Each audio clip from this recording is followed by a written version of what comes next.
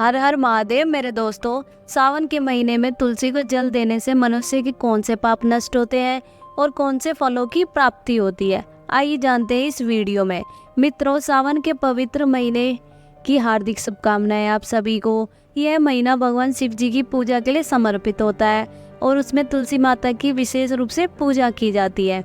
हमारे हिंदू धर्म में तुलसी के पौधे को अत्यंत पवित्र माना जाता है क्योंकि इसमें भगवान विष्णु और माता लक्ष्मी का वास होता है। तुलसी के बिना भगवान विष्णु भी किसी प्रकार का भोग स्वीकार नहीं करते। तुलसी को भगवान विष्णु की अर्धांगिनी माना जाता है और इसे पूजने वाले कभी गरीब नहीं रहते। तुलसी माता को जल चढ़ाने से मनुष्य के पाप नष्ट हो जाते हैं और वे नरक में नहीं जाते। भगवान भोलेनाथ ने माता पार्वती को तुलसी को महत्व देते हुए एक कथा सुनाई थी। एक समय की बात है, माता गौरी भोलेनाथ जी से पूछती हैं, हे स्वामी, आप तुलसी के पौधे की पूजा क्यों करते हैं और इसे नित्य जल क्यों चढ़ाते हैं? पार्वती, तुलसी साक्षात लक्ष्मी जी का रूप है और तुलसी को जल चढ़ाने से मनुष्य के करोड़ों पाप नष्ट हो जाते हैं। विशेष रूप से सावन महीने में तुलसी का महत्व बहुत अधिक होता है। मैं तुम्हें एक कथा के माध्यम से बताता हूँ। पूर्व काल की बात है। देवपुरी में रवि नाम का एक ब्राह्मण रहता था। वह जन्म से ब्राह्मण था किंतु कर्म से भ्रष्ट और कपटी था। वो कंबल और चमड़ा बेचकर धन कमाता और सभी से झूठ बोलता था। उसे वेश्यागमन और जुए की बुरी आदत थी। उसने अपने जीवन में कभी पुण्य के काम नहीं किए थे। वो हमेशा दूसरों के धन को पाने के लिए लालायित रहता और दूसरों की स्त्रियों पर नजर रखता था। उसने कभी भगवान विष्णु का नाम भी नहीं लिया था और वो कभी पाठ पूजा भी नहीं किया करता था। एक दिन रवि ब्राह्मण खरीदी और बिक्री के लिए सूर्यनगर में पहुंचा।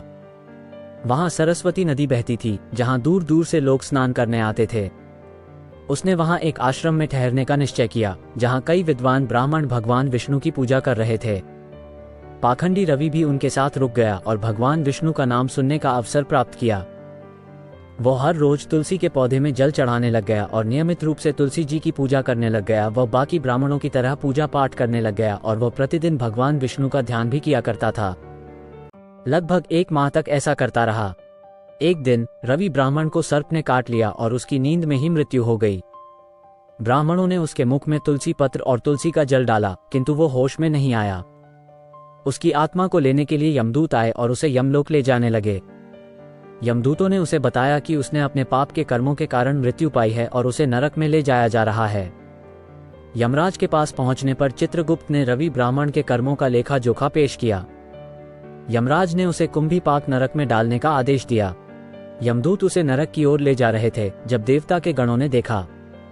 देवता के गणों ने यमदूतों से कहा कि रवि ब्राह्मण ने सावन महीने में तुलसी के पौधे को जल चढ़ाया था और भगवान विष्णु का नाम लिया था, इसलिए उसे नरक में नहीं भेजा जा सकता। देवताओं की बात मानते हुए यमदूतों ने रवि ब्राह्मण को छोड़ दिया और वो स्वर्ग को प्राप्त हुआ। इस कथा से यह सिद्ध होता है कि तुलसी के पौधे को जल चढ़ाने से मनुष्य के पाप नष्ट हो जाते हैं और उसे भगवान विष्णु का आशीर्वाद मिलता है। तुलसी को जल चढ़ाने से अनेक धार्मिक और आध्यात्मिक लाभ मिलते हैं। पहला, घर में सुख और शांति समृद्धि बनी रहती है। दूसरा, भगवान विष्णु की असीम कृपा प्राप्त होती है। तीसरा, घर की नकारात्मक ऊर्जा का भी नाश होता है। शास्त्रों के अनुसार तुलसी को जल चढ़ाने और उसकी देखभाल करने के कुछ नियम भी बताए गए हैं। पहला, तुलसी को बिना स्नान किए जल नहीं देना चाहिए। दूसरा, तुलसी के पास जूठा पानी नहीं डालना चाहिए। तीसरा, तुलसी के पौधे के पास दीपक जलाने के बाद उसे वहां से हटा देना चाहिए। चौथा, तुलसी के पास गंदे वस्त्र या झाड़ू नहीं रखनी चाहिए। मित्रों, इस कथा से यह सीखने को मिलता है कि हमें प्रतिदिन तुलसी के पौधे को जल चढ़ाना चाहिए और भगवान विष्णु की आराधना करनी चाहिए। इससे हमारे समस्त पाप नष्ट हो जाते हैं और हमें स्वर्ग की प्राप्ति होती है। सावन के इस पवित्र महीने में तुलसी माता का पूजन अवश्य करें और भगवान शिव जी और भगवान विष्णु जी का आशीर्वाद प्राप्त करें। इस वीडियो को लाइक एंड शेयर जरूर करें। धन्यवाद।